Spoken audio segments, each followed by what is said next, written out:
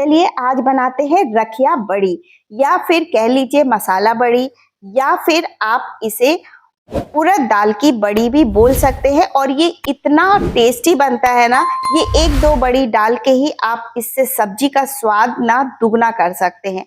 तो चलिए देखते हैं इस आसान सी रेसिपी को कैसे बनाया।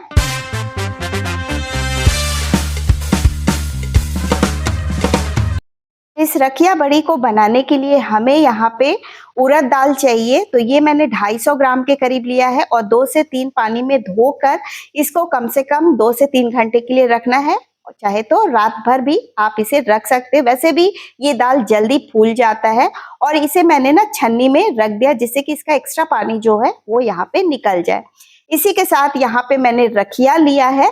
तो रखिया जिसे भतुआ भी हम लोग कहते हैं, तो इसको इसके ऊपर जो पाउडर लगा होता है उसे पहले मैंने अच्छे से पानी से धो लिया है और इसे हम कट कर लेंगे, क्योंकि ये पूरा मैंने रखिया मुझे यूज नहीं करना है, हाफ का भी हाफ यूज करेंगे। और यहाँ पे आधा का मैंने बनाया था पेठा, तो मेरे चैनल पे मैंने ऑलरेडी अपलोड कर रखा है। अगर आप सबने अभी तक आगरे का पेठा नहीं देखा है तो जरूर देखिएगा, उसका लिंक मैं डाल दूंगी डिस्क्रिप्शन बॉक्स में, तो वहां से आप उसे जरूर देखिएगा। तो यहाँ पे अभी हमें रखिया को मैंने यहाँ पे छोटे छोटे पीसेस में कट कर लिया है जिससे कि मैं इसे आसानी से छील सकूं। इसका छिलका हमें यहाँ पे निकालना है, तो चाकू की मदद से इसे मैंने यहाँ पे अच्छे से निकाल लिया है। इसके बाद यहाँ पे ना इसका जो सॉफ्ट पार्ट है वो भी हमें यहाँ पे निकालना है। सॉफ्ट पार्ट जिसमें कि बीज रहते हैं ना, वो बीज वाला पार्ट को भी यहाँ पे निकाल लेना है। तो ये जो बीज है ना, ये बीज का भी यूज करके मैं एक रेसिपी आपको बताऊंगी। इसकी वीडियो भी जरूर मैं अपलोड करूंगी बहुत जल्द ही। तो ये सारे बीज मैंने इकट्ठा करके रख लिया है और यहाँ पे मैंने जितना भी रखिया था उसको छील लिया था, कट कर लिए थे, क्योंकि इसको अभी हम किसेंगे, यानी ग्रेटर से ग्रेट करके लेंगे, क्योंकि इसका हमें बड़ी बनाना है। तो बड़ी के लिए यहाँ पे इसे हम किस लेंगे।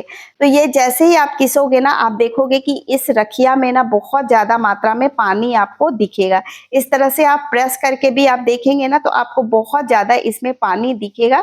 तो इसे इतना पानी से हमारा जो बड़ी है वो खराब हो जाएगा, तो इसको हमें पानी को भी निकालना है।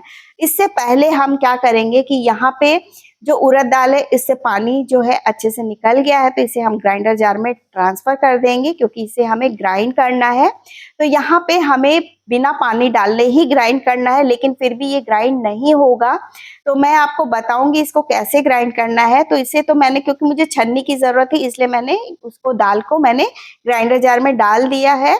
और इसमें हम डाल देंगे जो रखिया को हमने घिस के रखा था ना, इस तरह के साफ सुथरे एक सूती कपड़े में, और इस तरह से निचोड़ लेंगे। जैसे पनीर का हम एक्स्ट्रा पानी निकालते ना, बिल्कुल उसी तरह से यहाँ पे इसे निकाल लेना। और ये देखिए कितना पानी इसमें से निकल रहा है। तो एक भारी बर्तन से मैं इसे दबा के रख दूंगी, जैसे पनीर वगैरह का करते हैं ना, बिल्कुल उसी तरह से। तो बस यहाँ पे पानी हमें बिल्कुल भी नहीं होना चाहिए, नहीं तो बड़ी हमारी गीली गीली हो जाएगी और बिल्कुल अच्छी नहीं बन पाएगी। तो मैंने यहाँ पे इसे ग्राइंड किया, तो ये अच्छे से ग्राइंड नहीं होगा, तो थोड़ा थोड़ा पानी डाल के इसका इस तरह से इस कंसिस्टेंसी की थिक वाली आपको यहाँ पे पीस के दाल को तैयार करना है। तो एकदम फाइन नहीं पीसना है, थोड़ी बहुत दरदरी भी होगी तो चलेगी, लेकिन बहुत ज्यादा दरदरा भी नहीं होना चाहिए और एकदम फाइन पेस्ट भी नहीं होना चाहिए, इस बात का ध्यान रखेंगे। और एक दो चम्मच डाल के आप इसको रुक रुक के चलाएंगे ना तो दाल अच्छे से पिस जाएगी।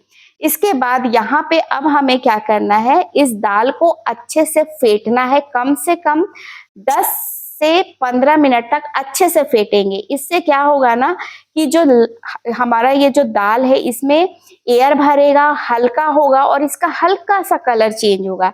ये प्रोसेस करना इसलिए जरूरी है दोस्तों, क्योंकि जब तक ये प्रोसेस नहीं करेंगे आपकी बड़ियां सॉफ्ट नहीं बनेगी। बहुत से लोग कमेंट करते हैं कि हमारी बड़ी जो है हार्ड बन जाती है, सब्जी बनाओ तो सॉफ्ट नहीं होती है। तो यही कारण होता है कि आप दाल को अच्छे से फेंटते नहीं हो। तो ये कैसे पता चलेगा कि हमारी दाल जो है अच्छे से फिट गई है। तो मैं यहाँ पे आपको दिखाती हूँ कि थोड़ा सा आप पानी ले, पानी लेके और थोड़ा सा इसमें जब बैटर डालोगे ना दाल का, तो ये जंप करके एकदम बाउंस होके ये ऊपर फ्लोट करेगा। तो यही इसका टेक्निक है समझने का कि हमारा दाल जो है अच्छे से हमने इसे फेंट लिया। अब इसमें जाएगा कुछ मसाले, जैसे कि आप देख सकते हो यहाँ पे दालचीनी लिया है मैंने, बड़ी इलायची ली है, इसी के साथ मैंने यहाँ पे लौंग लिया है, और इसी के साथ मैंने यहाँ पे खड़ा जीरा लिया है, लाल मिर्च ली है, और ये मसाला है दोस्तों जिसे छबीला कहते हैं, और इंग्लिश में इसे स्टोन फ्लावर भी कहते हैं। आप इसे किस नाम से जानते हैं ये मुझे कमेंट करके ज़रूर बताइएगा। इसी के साथ यहाँ पे अदरक लिया है मैंने, छील लिए थे, और इन सारे मसालों को ना बिना पानी डाले ही हमें यहाँ पे इसे ग्राइंड कर लेना है। तो एक ग्राइंडर जार लेंगे और उसमें सारे मसाले ना इसको डाल के हमें यहाँ पे दरदरा पीसना है, पर ध्यान देंगे पानी बिल्कुल नहीं डालना है, इसको हमें दरदरा इसी तरह से पीस के तैयार करना है।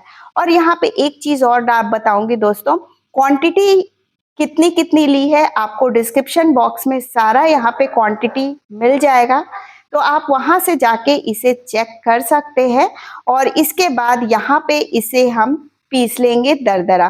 तो देख सकते हैं ये हमारा यहाँ पे दरदरा पीस कर तैयार हो गया। साथ ही अदरक को हम यहाँ पे कद्दूकस से ग्रेट करके ले लिए है मैंने। अब यहाँ पे हम क्या करेंगे, इसी दाल में ये जो अदरक को किस के लिया था ये हम डाल देंगे।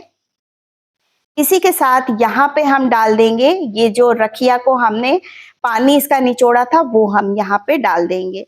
इसके बाद यहाँ पे अदरक और रखिया डालने के बाद एक बार और 1 से 2 मिनट तक इसे फिर से फेंट लेंगे। तो दोस्तों अगर ये रेसिपी अगर अच्छी लग रही हो, थोड़ी भी काम की लग रही हो, आपको यूजफुल लग रही हो, तो लाइक और कमेंट जरूर कीजिएगा। और चैनल को अभी तक सब्सक्राइब नहीं किया तो चैनल को सब्सक्राइब करके बेल आइकन जरूर प्रेस कीजिएगा।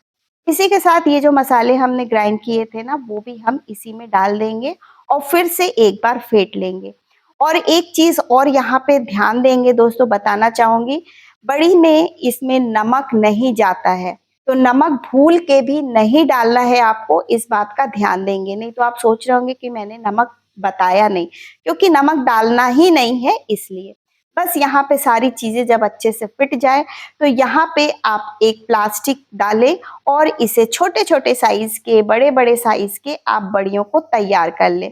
साथ में थोड़ा सा पानी ले ले, क्योंकि दाल वाल का बड़ी है ना हाथ में चिपकेगी, तो जब ये चिपकने लगे तो थोड़ा सा हाथ को गीला कर ले, इससे क्या होगा चिपकेगा नहीं। तो ये देखो ये इस तरह से आप बना के इस तरह से बड़ियों को तैयार कर सकते हैं।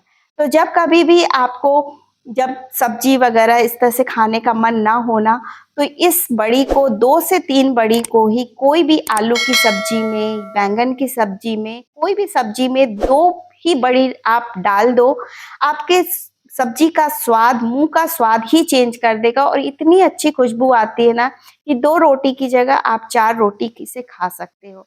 और इस बड़ी को बना के 2 से 3 साल तक आराम से रख सकते हो, बिल्कुल खराब नहीं होगा, बशर्ते आपको इसको अच्छे से सूखने देना होगा। तो आप देख सकते हो मैं तो घर में ही इसे बना रही हूँ, लेकिन धूप में सूखने के लिए मैं क्या करूंगी, जब ये थोड़ा सूख जाएगा ना तो निकाल के मैं इसे धूप में रख दूंगी, क्योंकि मेरा जो घर है फ्लैट है उसमें धूप बहुत थोड़ी सी आती है, इतना नहीं आता कि मैं बड़ी को रख के वहीं पे बनाऊं। तो जब ये थोड़ा सूख जाएगा ना तब मैं निकाल के इसे धूप में रख दूंगी।